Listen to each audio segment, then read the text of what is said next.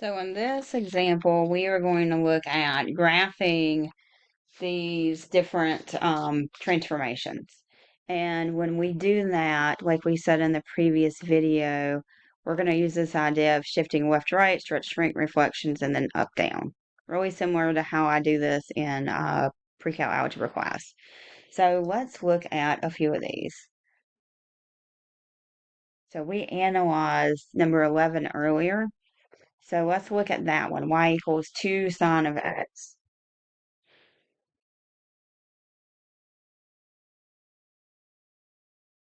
Now, it's going to help if we have a nice set of points to start with, right?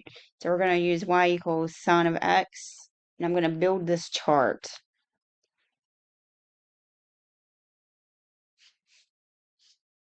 So, and this is all going to come from the unit circle.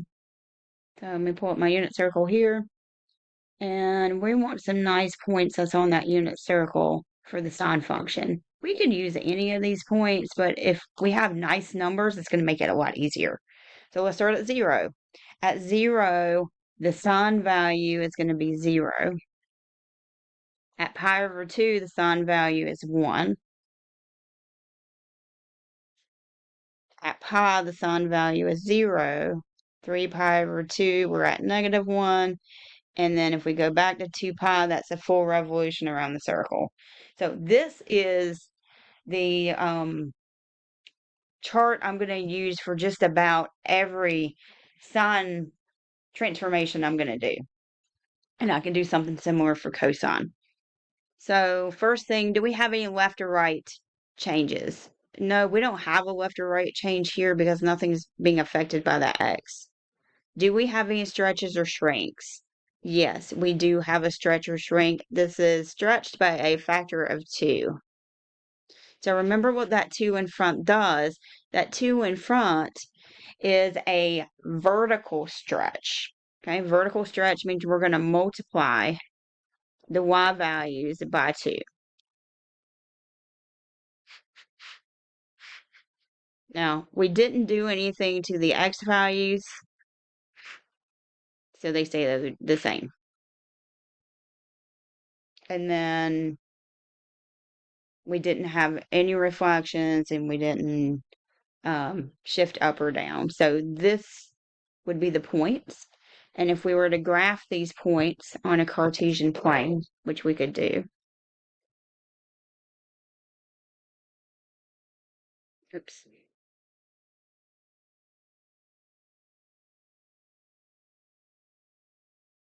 So I'm going to start with the original function. The original function was at 0, 0, pi over 2, 1, pi 0, 3 pi over 2, -1, and then 0. So here's my original sine wave, right? Going through that point. And then I'll graph the transformation on top, and we can see how it changed. So still here, but now we've increased a little bit in terms of amplitude. So this thing stretched out vertically. Okay, really similar graph. We just see that stretch going on there. Let's do another one. What's another one that we analyzed? Let's look at 16. So 16 is a cosine function. We're looking at y equals -3 cosine of 3x. So we're going to start by coming up with some nice points that's on cosine of x. That's our parent function. So going back to this unit circle, we'll be able to use those same theta values, 0, pi over 2, pi, 3 pi over 2, and 2 pi. At 0, the cosine is 1. Remember, that's the x-coordinate. At pi over 2, the cosine is 0. At pi, we're at -1. 3 pi over 2 is at 0, and then 2 pi is back at 1. Okay, all of those are coming from going around this unit circle. And then we're going to build up to this transformation. So we're going to start by shifting left or right there are no left or right shifts here. A left or right shift would take our theta value. Oh, what happened?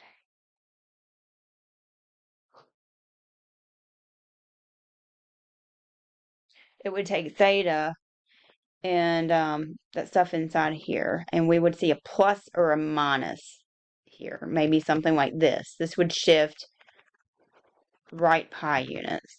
Or if we had this, it would shift left pi units. Okay, but we don't have anything like that happening. It's just a multiplication going on in there. So there's no left or right. Now we're going to do stretches and shrinks. And I'm going to start with that 3 cosine of x. Okay, notice I'm doing one thing in each step. And if you need to, go back and review the video on graphing transformations from pre-cal algebra. So this is going to be a vertical stretch. And what that does is it's going to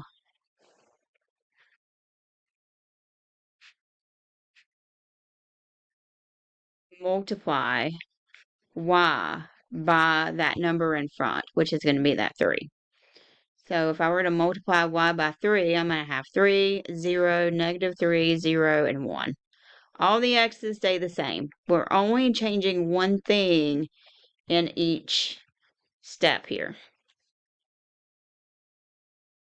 So we had a vertical stretch, but then this 3 inside the parentheses with the x is also a stretch or a shrink.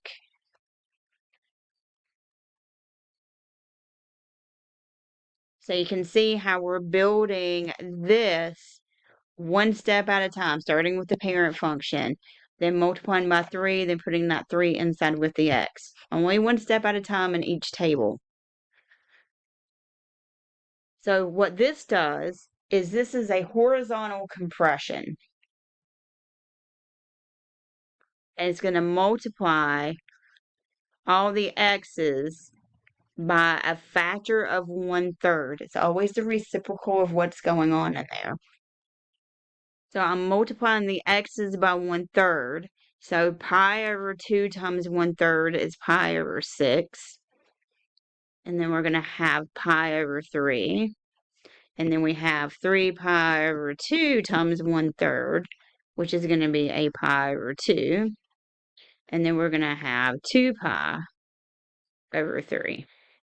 Now the y values stay the same in this step.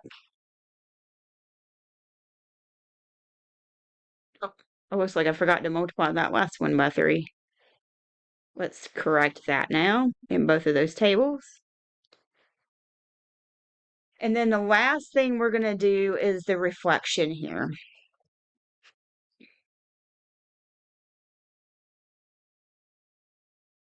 So that negative in front is a reflection. And that reflects over the x-axis, which means it changes the sign of y. So all those y values are going to flip signs. So instead of being at +3, we're going to be at -3. Instead of being at -3, we're going to be at +3.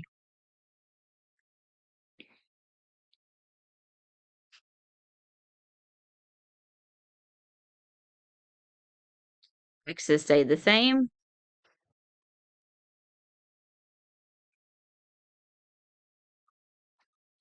So now, just for fun, let's graph everything on the same Cartesian plane.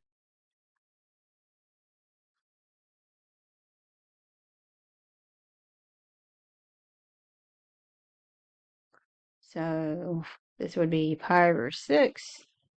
This is going to be 2 pi over 6, which is the same thing as pi over 3. This is going to be 3 pi over 6, 4 pi over 6, 5 pi over 6, 6 pi over 6,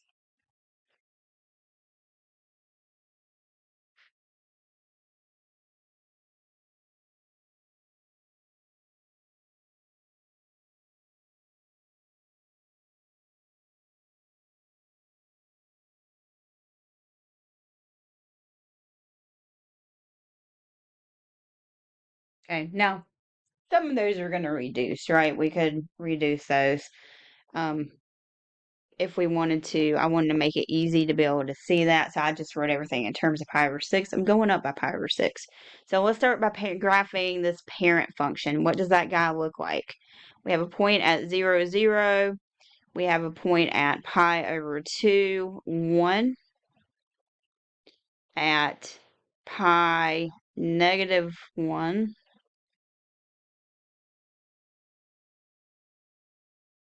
Oh, hold on a minute. I am not thinking about the correct function here. Let's go back. Let's start over. At 0, we are at 1. At pi over 2, we are at 0. At pi, we are at negative 1. 3 pi over 2 is at 0. And 2 pi is at 1. So here's our cosine function, kind of stretched out.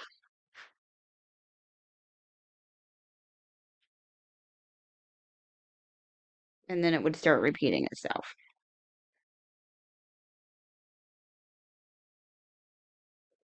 Now, we're going to graph that transformation. So I'm looking at this very last table here. At 0, we're down here at negative 3.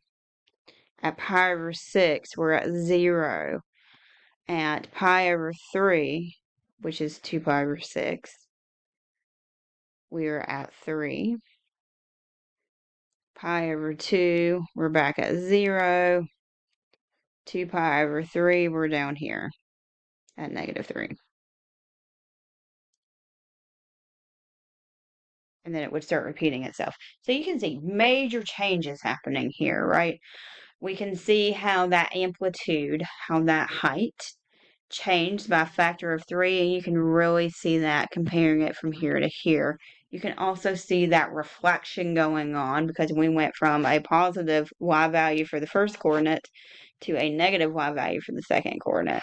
And that's all because of that negative that's in front there.